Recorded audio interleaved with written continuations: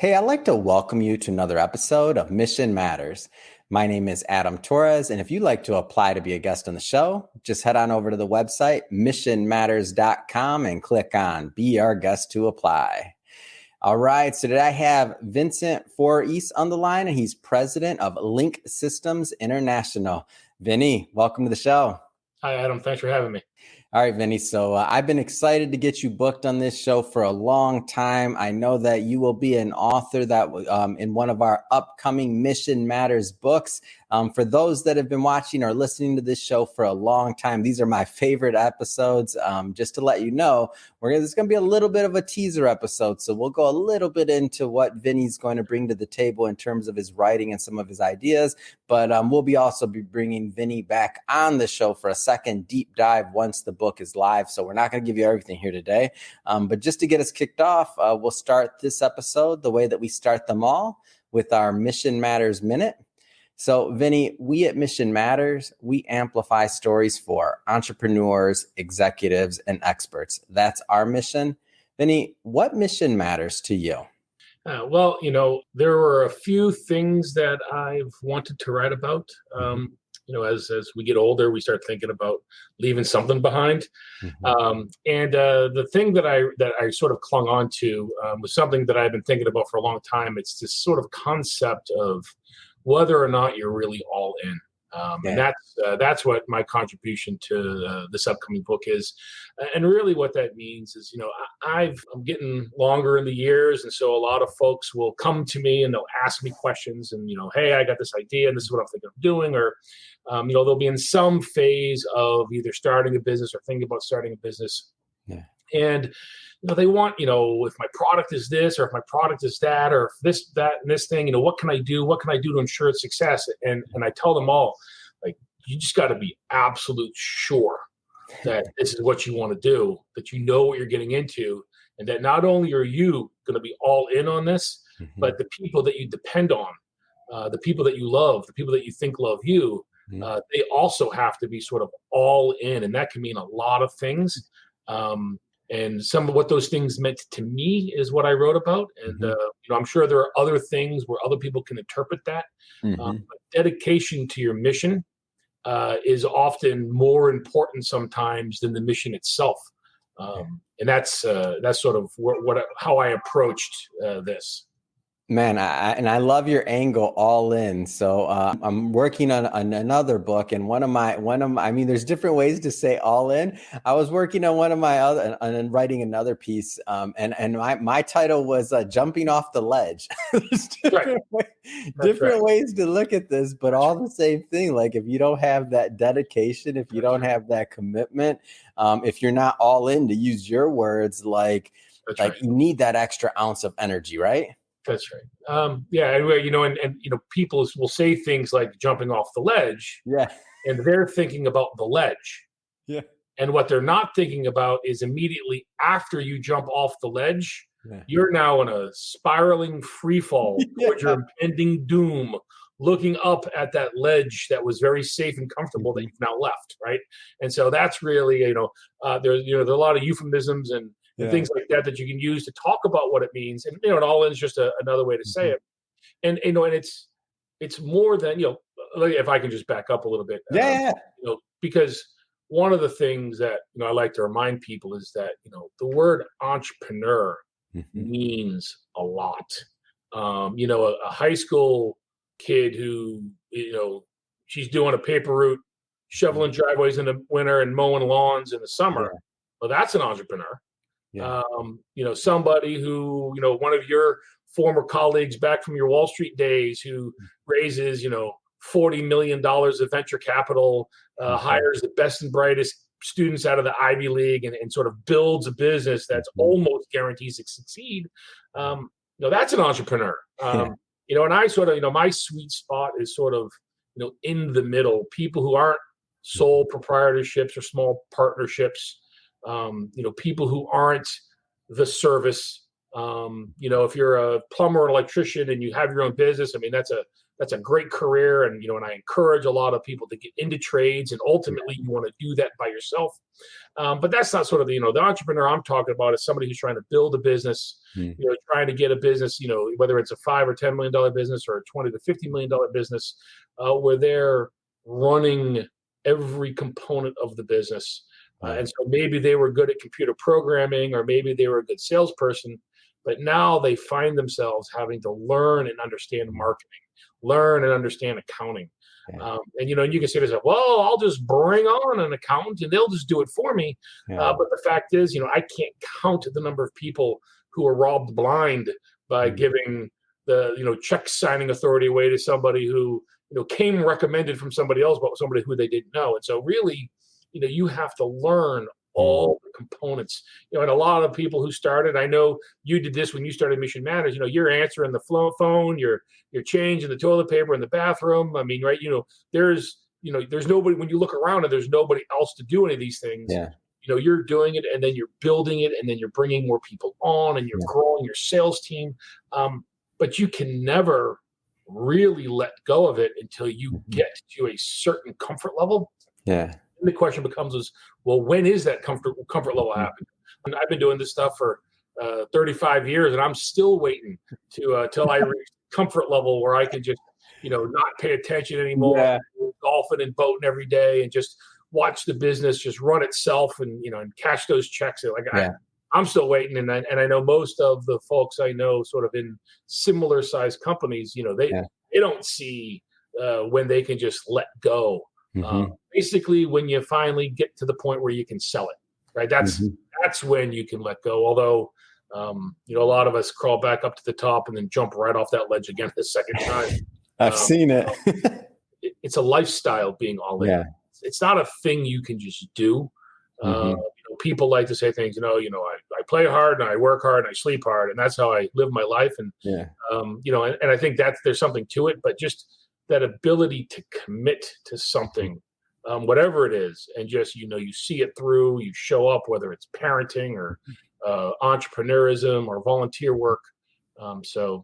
Yeah. That's awesome. And Vinny, you just took me back in history. First off, couldn't have built or done any of this without our other co-founder here, Chirag Sagar. So he has his own stories from the earlier days, but my story, as we were talking, so on Tuesdays and Thursdays, I'm pretty much interviewing people all day long. Like that's our clients, show hosts, all these different things. Like I'm doing interviews, but in the early days, my first great hire, his name was Julius, and he was our first editor in the early days. I'd record the show, we'd be done, I'd edit it, I'd distribute it. We were doing everything, right? Like that was the early days, and that was the start. So when you talk about that, you're taking me back in time, man. I'd be tired. I'm editing, listening to the show, doing all the other things, but the process, it's so interesting. Like those that go through that process and get to really know their businesses, as they hit and achieve these next levels, it's not about having other people bring other ideas. Of course, that's how you innovate. That's how you can, grow faster and do a lot and add a lot of value by getting the input of others. But there's something to be said for having some of those early, let's just say, growing pains, right? That's right. Well, I just, just to use your example about editing. Now, if you're an actor being hired to work on a Jerry Bruckheimer set, you don't think about editing because that guy's already got the best and the brightest, and that's really not your job as an actor. But when you're starting out and you hire your first editor, you need to know exactly what you want that person to do. You can't rely on your first hire to edit towards your version, your vision, if you hadn't had to go through that process to learn editing yourself. Now, of course, you probably were a little annoying when you first hired him because you're just like, well, what about this? And what about, he's like, hey, I thought I was hired to do this. Yeah. Well, you kind of were, but I'd still like to stand over your shoulder for a few minutes. And that's really the, not being able to just simply walk away until you have faith that, that you and he or she are in agreement that you're going to do sort of what we've decided we want to do because this is how we're going to grow the business.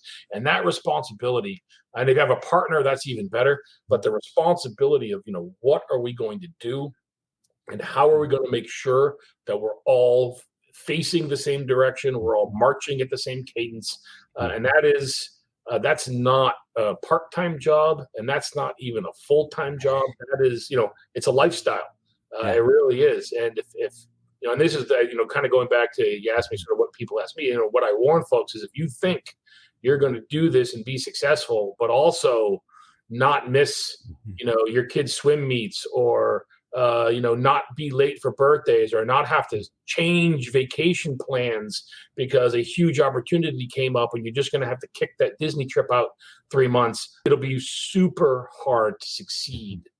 Because the idea that, well, I planned this vacation, I'm going to go on this vacation, and therefore I'm just going to go send the person I hired to do presentations, or the person I hired to do sales for me, especially in early stages of a company, that is a kiss of death right there. And even if you get away with it once or twice, in the long run, it's you. You're the entrepreneur. It's your vision. It's your plan. And without you, things will get lost in translation. Let's take a step back here for a moment.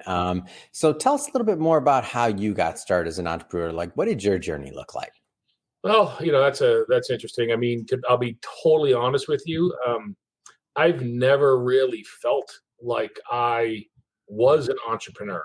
I got a job in college working for an MIT economist.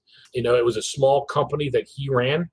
I learned an awful lot. I mean, there's things that he taught me about how to forecast sales and how to project business with customers, and some of those things I still use today. But he also ran it very selfishly. It was his company. It was very clear to people that were there that, you weren't part of the success. There was I think at one point he had a stock option plan, but it was very clear that this was never something that he was going to sell, because the company was him. He was the brand, the thing. And so, and then, and I left there with some of the folks that had worked at that company. And I started a small software company in Atlanta. There was 5 of us, a president and 4 vice presidents, and we rented a house in Roswell, Georgia. And I was the receptionist, the vice president of sales, the chief financial officer. There was a husband and wife that's there, and we had Brave season tickets, so we went to a lot of Atlanta Brave games together. She made us lunch every day, so it was very close and tight knit. Wow! And we came out with a really cool productivity software suite, and it took us a couple of years to develop. And from the time we started into the time we ended, and this was a DOS-based product, sometime in the middle, Windows 3.1 came out and made everything we had done completely obsolete. We basically had to start over, because nobody, once Windows 3.1 came out, DOS software died a very, very quick death. It wasn't long before everything was Windows-based. And of course, Mac had come along during the same time. But the idea that you were writing that kind of software, so another quick lesson learned. The greatest idea isn't always a great idea. And so, that company floundered, but I managed to find us a customer who hired us to write custom software for his company. And so again, not really an entrepreneurial thing. I'm just selling stuff. And eventually he made me a proposition that if I would move out to New Mexico to work for him, he promised me that I would be allowed to continue to hire my friends to develop software for us, which was kind of my full-time job at that point, was selling him our services. So I could go work for him and continue to buy services from them. The net benefit to them would ultimately be the same. They wouldn't have to pay me my salary. He'd pay my salary. And so I moved out to New Mexico, and we did that for a few years. Again, another brilliant, retail software genius who was selling, at one point, we had a 5 CD-ROM box set that had math software, algebra, algebra 2, geometry, trigonometry, and calculus. And one year back in the mid-90s, we were the second best-selling educational software product behind Where in the World is Carmen Sandiego. Wow. Again, so I just kind of learned, and as I grew, my responsibilities grew. So I didn't even realize how much entrepreneurial skill set I developed, how I was able to manage the support team, the developers, sales and marketing, business development. I was kind of learning these things. And then we sold that company to the Learning Company. And I should also point out that in Boston, I had a girlfriend. She moved to Atlanta to become my fiance. While we were in New Mexico, she became my wife. And when we took the job that I'm currently in 25 years ago, she was the mother of my oldest. And so, one of the things I also mentioned, I spent a lot of time talking about, and I mentioned it earlier today, is that when you talk about you being all in, it's got to be you and everybody that you love and that you think loves you. And I never could have done this without, and I'll say support, although she wasn't always supportive. Sometimes she thought I was completely out of my mind. Sometimes she thought I was making financial decisions on behalf of the companies I worked for that were very detrimental to our own personal financial situation. But I always said, we're going to build it. We're going to keep building and building and building. And someday we'll get to where we're comfortable. Now we're a little comfortable. But and then I moved out to Tampa, Florida, and I started working for Link Systems. Again, there was a couple founders. Now, at this point, I'm in my early 30s. I feel like I've got quite a good resume about how to run a business. And, within a few years, the founders opted to be bought out. They didn't really want to continue to do the entrepreneurial thing. And so I've been in charge. That was in 1999. And, I've been running this company ever since. Wow. What an amazing story. And one of the themes that I noticed, and we all go through this, but these kind of turning points, or I guess the word of the day is pivots, right? Like all these things, especially the early days when everybody's working on this, then it switches from DOS and you're like, like didn't see that one coming. Thanks, Windows. As you've kind of gone through some of these pivots, I mean, obviously we get stronger, but like what kind of things, if you could go back and maybe give yourself some, some tips, some words of advice with the benefit of hindsight, right? What kind of things would you tell yourself throughout some of these maybe crucial pivoting moments? Right. Well, ironically, because as I mentioned, like I didn't figure all of this being all in out thing out until very much later in life. I would have loved to have somebody to remind me. And then, if you're committed, and it doesn't mean there's not a time to call it quits, right? I mean, sometimes you got to know when to show them, you got to know when to fold them, and that's real. But if your mindset is, we're going to figure this out, we're going to be successful, and everybody around you is equally committed to figuring this out. Figuring it out is kind of the easy thing.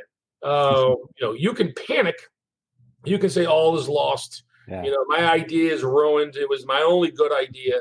But honestly, if you have only one really good idea, the entrepreneurial path is going to be very long. You need to have a lot of good ideas. They're not always product ideas. Sometimes they're cash flow ideas, or the lack of cash flow ideas, or how I'm going to make this work, or how I'm going to make this customer forgive us and win the customer back, or whatever that looks like. But really, patience is another, I think, great piece of being all in. If you're in it for the long haul, then you really shouldn't be looking at the short haul. I mean, it's the advice you give to any young person starting work when they invest in the stock market. Don't look at it. Don't look at it every day. Don't worry about it. If you read that the market crashes and you're 32 years old, don't worry about it. Just keep investing, keep putting in. Now, if you're a few years away from retirement, maybe you should look at it, right? Maybe worry about it. That's probably not a terrible way to manage your money. But when you're starting out, and I think the same thing is true with running a business. You can't get caught up in the highs and the lows of day to day. It doesn't mean you don't celebrate wins, and it doesn't mean you don't win. There's losses, and it doesn't mean you don't have some empathy for the people around you. But if you're the person whose shoulders the burden lies on, one of the things I talk about people here is I sit alone on decision making island. I can pull in people, I can ask folks for their opinion, but at the end of the day, there's no place for me to go to get somebody else to make a decision for me. Except I will admit my 21-year-old son certainly believes he's now fully qualified to answer all of life's problems and tell me everything I need to know. Come on, we thought the same thing at 21. It's okay. Absolutely. But the reality is, and so if you're going to have to live and die sometimes with your decisions all the time, and no matter how much you try to get other people to help you figure out what you might do, those decisions sit with you. And if you're lucky enough to have a partner, but even then, sometimes, you look at each other and you're just like, hey, buddy, this is your call. Like, this is your side of the business. You have to make the decision because I don't have all the information you do. And therefore, you just can't live and die by the short-term results of those decisions. So, yeah. It's great. Great words here. And you said a whole lot. I hope our listeners go back. You might want to re-listen to that part of the segment. Lots of knowledge over years of experience there. I want to switch focus slightly here. I do want to spend some time talking about Link Systems International. So you mentioned it earlier, but maybe tell us a little bit more about the company. Sure. And it's a great example of a lot of things I talked about. So, we're in the educational technology space. So we basically have, software, services, and solutions that are all designed to help students succeed. And so the types of students that we help succeed are ones who don't have the natural support system to get through K-12 and higher education. So these tend to be lower income, first generation college students, immigrants who English isn't their first language. And so, they go to schools that have less resources. And so if the districts can find the money to spend on things like what we do. So, for example, one of our things is NetTutor. We're an online 24-hour live tutoring homework help system. So, middle school, elementary school students use us, a lot of high school, community college. And then, of course, 4-year schools can use us. And the difference is, where community college, students might struggle from fundamental, reading, writing, arithmetic. What got out of their public schools isn't really enough to sort of get them over the hump to take a college algebra class or an English composition class. Yeah. Whereas maybe in a business school, if you're trying to get a marketing degree, and I mentioned when my children, 3 of my daughters go to Florida State, to get any business degree, you have to take accounting, calculus, and statistics. So even if you want to get a marketing degree. And so for a lot of people, those are the courses that tend to be treated as weed out classes and difficult. So, we provide live expertise. We don't give answers. We don't do your homework for you. We don't write for you, but you come online, and we know the school you're coming from. We have some idea of the class you're taking, and we'll talk through the problem. A lot of it is empathy.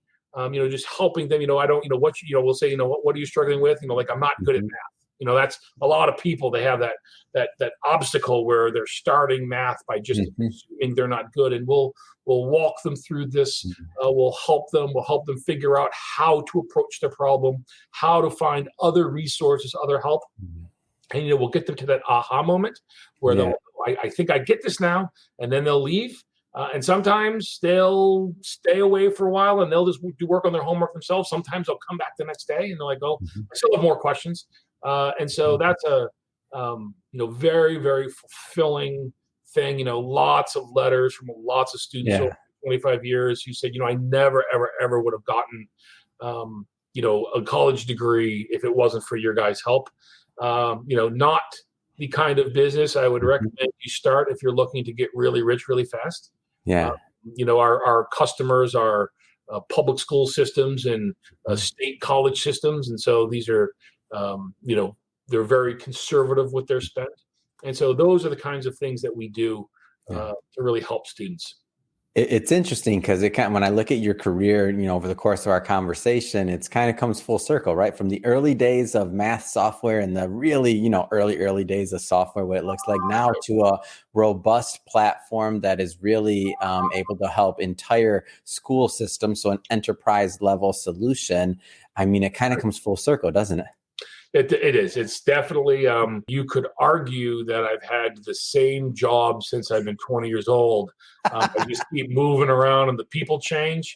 But, just sort of trying to figure out how to use technology to help people, and help them sort of improve the quality of their own life through education has certainly been a key focus of mine.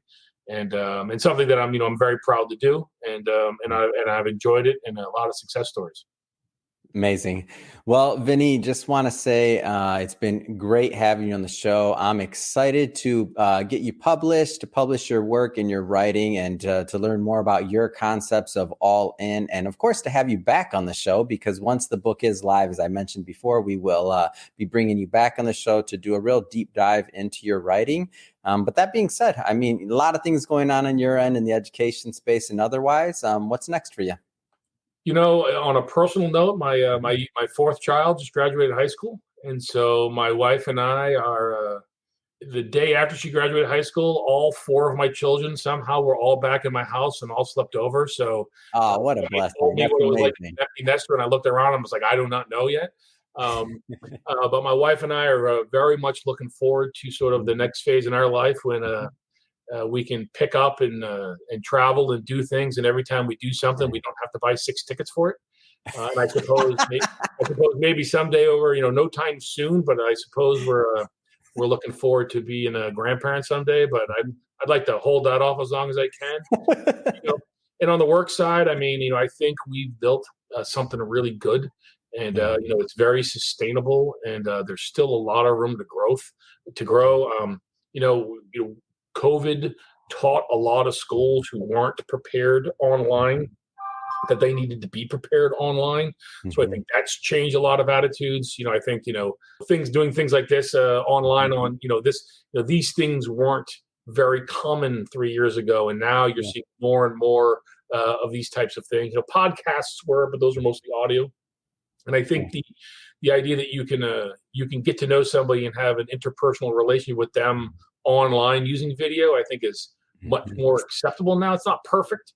And so I think things like tutoring and other online services, I think, are going to continue to grow. And, our job is, our goal is to continue to be a market leader there, and just continue doing more of what we've been doing.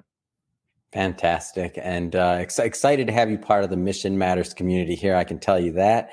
And if somebody wants to connect and to learn more about Link Systems International, I mean, how do they do that?